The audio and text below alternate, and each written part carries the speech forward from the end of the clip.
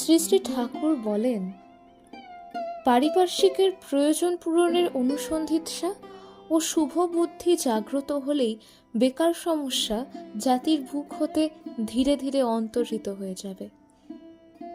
তাই সেদিন দেখিয়াছিলাম, বাংলার নরনারীর জীবনে নবচেতনা জাগ্রত করিয়া তুলিবার জন্য সৎসঙ্গে কুটির শিল্পের প্রবর্তন করত সবাইকে সেবার মন্ত্রে দীক্ষিত করিতে শ্রী শ্রী ঠাকুর কি আপ্রাণ চেষ্টাই না করিয়াছিলেন।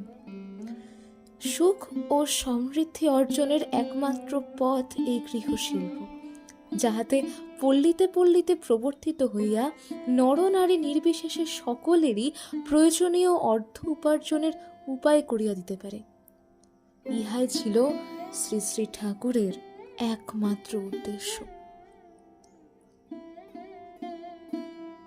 কয়েক বৎসরের চেষ্টায় শ্রী শ্রী ঠাকুর সৎসঙ্গ আশ্রমে ময়দার কল, আটার কল, চাউলের কল, তৈলের কল, চিনির কল, medicated aerated water, spice powdering, সুতার গুটি, glass blowing, waterproof, oil cloth, oil silk, rubber cloth, নানাবিধ রং, টেলারিং, বোতাম নির্মাণ, লজেন্স প্রস্তুত, পটারি ওয়ার্কস, রুটি, বিস্কুট, ডাল প্রভৃতি তৈয়ার করিবার নানা প্রকার ছোট ছোট সুন্দর মেশিনারি খরিদ করিয়া আনিয়াছিলেন এবং গৃহাদি নির্মাণ পূর্বক তা স্থাপন করিত কার্য আরম্ভ করিয়াছিলেন।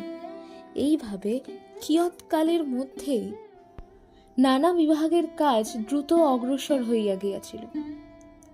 একখানা বাড়িতে কার্ডবোর্ড তৈয়ারির যন্ত্রাদি স্থাপন করিয়া তাহার সাহায্যে নানা কার্যের উপযোগী কার্ডবোর্ডের বাক্স নির্মাণ কার্য চলিতেছিল। গ্রামের বহু নিরাশ্রয়া বিধবা এবং দরিদ্র লোক এই বিভাগে কাজ করিয়া নিজেদের জীবিকা অর্জন করিত।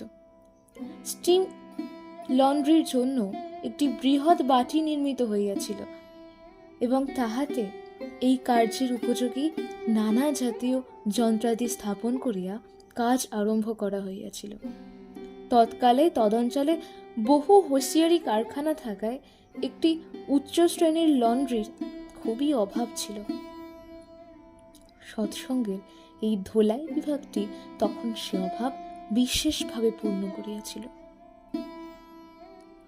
কটন ইন্ডাস্ট্রিজের জন্য একটি প্রকাণ্ড বাড়ি তৈয়ার হইয়াছিল, সে প্রায় 2.5 বিঘা জমির ওপর।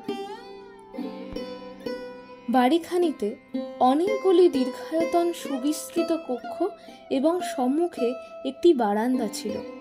গ্রামে গ্রামে ক্ষুদ্র ক্ষুদ্র মিল স্থাপন করিয়া যাহাতে বস্ত্র সমস্যার সমাধান করা যায় এবং পল্লী শিল্পের উন্নতি করিয়া দেশের বাস্তব কল্যাণ সাধন করা যায়, ইহাই ছিল শ্রী শ্রী ঠাকুরের উদ্দেশ্য। অনুকূল হুঁশিয়ারি নাম দিয়া সৎসঙ্গের একটি উচ্চ শ্রেণীর গেঞ্জির কলও স্থাপন করা হইয়াছিল। ইহার কার্য বেশ সুন্দরভাবে চলিতেছিল।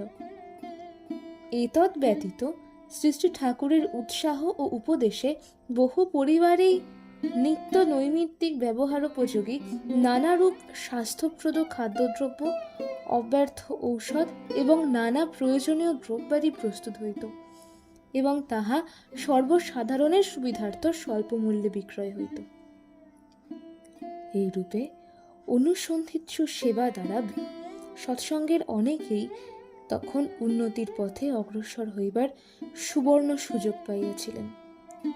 দারিদ্র মোচনের অমর মন্ত্র এই সেবা মাহাত্ম্যে সকলকে উদ্বুদ্ধ করত দেশের প্রকৃত মঙ্গল সাধনের জন্য তৎকালে শ্রী শ্রী ঠাকুর নানাভাবে যে কি অপরিসীম চেষ্টা করিয়াছিলেন তাহা বলিবার নয়।